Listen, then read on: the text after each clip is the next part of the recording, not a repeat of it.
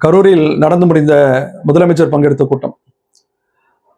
அந்த கூட்டத்தை பத்தி தொடர்ச்சியா சமூக வலைத்தளங்கள்ல நிறைய எவ்வளோ பேர் என்னென்னமோ பேசியாச்சு.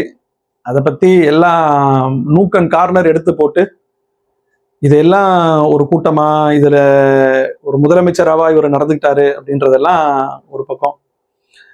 நமக்கு என்னன்னா, இவர் இருக்காரு பாருங்க, முதலமைச்சரா இருக்காரு பாருங்க, இவரை நம்ம ஒரு பெருசா எடுத்துக்க முடியாது. பெருசா எடுத்துக்க முடியாதுன்னா, இவருடைய அந்த பேச்சு ரொம்ப கேவலமாக இருந்தது. ஒரு முதலமைச்சர் என்கிற தகுதி இல்லாம இருந்தது அப்படின்றதெல்லாம் இவரை போய் ரொம்ப பெருசா பிளேம் பண்ண முடியாது. ஏன்னா இவருடைய ஒரு பிரச்சார கூட்டத்துல தான் அத்தனை மக்கள் இறந்து போனாங்க. அதுக்கு பிறகு நடந்த ஒரு 3 மாசம் கழிச்சு நடந்த மலேசியால இவர் நடிச்சு வெளிவர இருந்த ஒரு படத்தோடைய ஆடியோ லான்ச்சில் இவர் போட்ட ஆட்டத்தை நம்ம பார்க்கதான் செஞ்சோம். அதனால இவருக்கு நம்ம கரூருடைய சம்பவம் எவ்வளவு பாதிப்பை ஏற்படுத்தி இருந்தது அப்படின்றத நம்ம மலேசியாலே பார்த்துட்டோம். அதனால இவர் ஒரு நடிகன் தான். அரிகாரம் பூசிக்கிட்டு மேடையில ஏறிட்டு கேமராக்கு முன்னாடி எவ்வளவு நடிக்கணுமோ நடிச்சுட்டு போயிடுவாரு. ஸோ அவரு நமக்கு ஒரு பெரிய மேட்டர் இல்லை.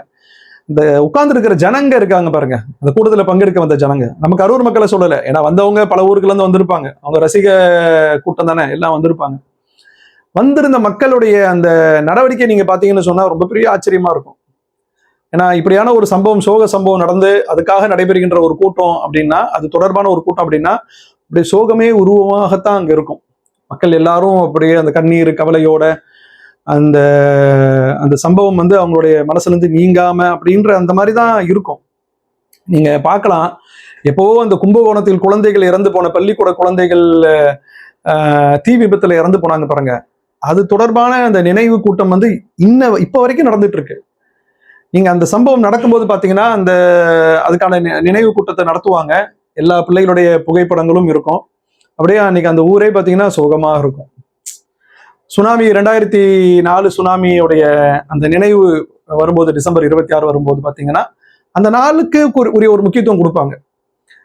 இங்க பாருங்க, இந்த நம்ம அரசியல் கலாச்சாரத்திலேயே ஒரு நடவடிக்கை ஒன்று இருக்கும். என்னன்னா, இந்த மாதிரியான ஒரு சம்பவம் நடக்கும் பொழுது ஏதாச்சும் ஒரு இழப்பு ஏற்பட்டது அப்படின்னு சொன்னா எழுந்து நின்று அதற்காக ஒரு ஒரு துக்கத்தை வெளிப்படுத்துற மாதிரி மௌனம் அப்படின்னு ஒரு மௌனமாக இருந்து அதை வெளிப்படுத்துவாங்க. அந்த கவலையை வெளிப்படுத்துறதுக்காக செய்வாங்க.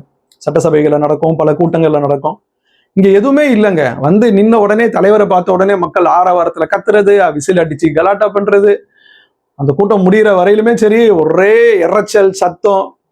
இவங்களுக்கெல்லாம் அப்படியே கரூருடைய கவலைய, அந்த 42 பேர் இறந்து போன துக்கத்தை அப்படியே தன்னுடைய நெஞ்சில அப்படியே சுமந்துட்டு வந்த கூட்டமா. இப்படிப்பட்ட கூட்டத்துக்கு ஒரு தலைவர், அவரும் மேடையில ஏறி வழக்கம் போல கதகளி மாதிரி டான்ஸ் எல்லாம் ஆடி ஆக்ஷன் எல்லாம் பண்ணி அவருடைய அந்த வளமையான பாடி லாங்குவேஜ் இதெல்லாம் பார்க்கும்போது நீங்கெல்லாம் அந்த நடந்து முடிஞ்ச ஒரு சம்பவத்துக்காக உங்க அந்த கவலையை வெளிப்படுத்துறதுக்காக, அதுல பாதிக்கப்பட்ட அந்த இறந்த குடும்பத்திற்காக நீங்க என்ன அரசின் சார்பா செய்ய வந்தீங்களோ அதை செய்யறதுக்கு வந்திருந்த ஆளுங்க மாதிரியா இருந்தது? ஒரு பெரிய ஒரு ஒரு என்ன சொல்லுவாங்க, கலை கூத்தாடிகளுடைய ஒரு கூட்டம் அப்படின்ற மாதிரி அந்த கூட்டத்தை நீங்க நடத்தி முடிச்சிருக்கீங்க.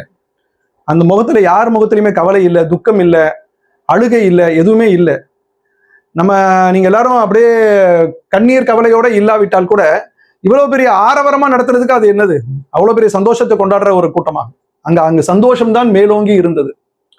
அப்ப எப்படி ஒரு மூட சமுதாயத்தை தமிழகம் தற்போது பெற்றிருக்கிறது, ஒட்டுமொத்த சமுதாயம் அல்ல, அங்க பின்னாடி போகக்கூடிய கூட்டம் எப்படி இருக்கிறது, இந்த கூட்டம் நாளைக்கு இது பெருகும் என்று சொன்னால், இந்த எண்ணிக்கை இன்னும் கூடுச்சு அப்படின்னு சொன்னா, ஏன்னா இன்னைக்கு அவங்க ரொம்ப மைனாரிட்டியான எண்ணிக்கை தான், நாளைக்கு இந்த கூட்டம் அவர்களுக்கு கூடும், இன்னும் எண்ணிக்கை பெருகுச்சு அப்படின்னு சொன்னா தமிழ்நாட்டுடைய தலையெழுத்து எப்படி இருக்கும் என்பதை ஒரு கவலையோடு பதிவு செய்வதற்காகத்தான் இந்த வீடியோ. மற்றபடி இது அந்த கட்சியில் உள்ளவர்களுக்கு பெரிய விழிப்புணர்வை ஏற்படுத்தி அவர்களை சிந்திக்க தூண்டுவதற்கெல்லாம் இல்லை.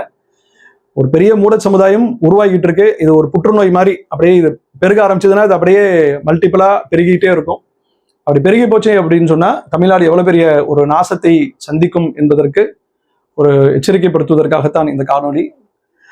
பார்க்கிற மக்கள், அதனுடைய விபரீதத்தை உணரக்கூடிய மக்கள் இதை எப்படி சரி செய்வது, இந்த மாதிரியான ஒரு மோசமான நிலைக்கு இந்த நாட்டை, இந்த தமிழகத்தை கொண்டு செல்லாமல் இருப்பதற்கு என்ன செய்ய வேண்டும், அதற்கான ஒரு பெரிய சிந்திக்க வேண்டிய ஒரு தருணத்துல நாம இருக்கிறோம்.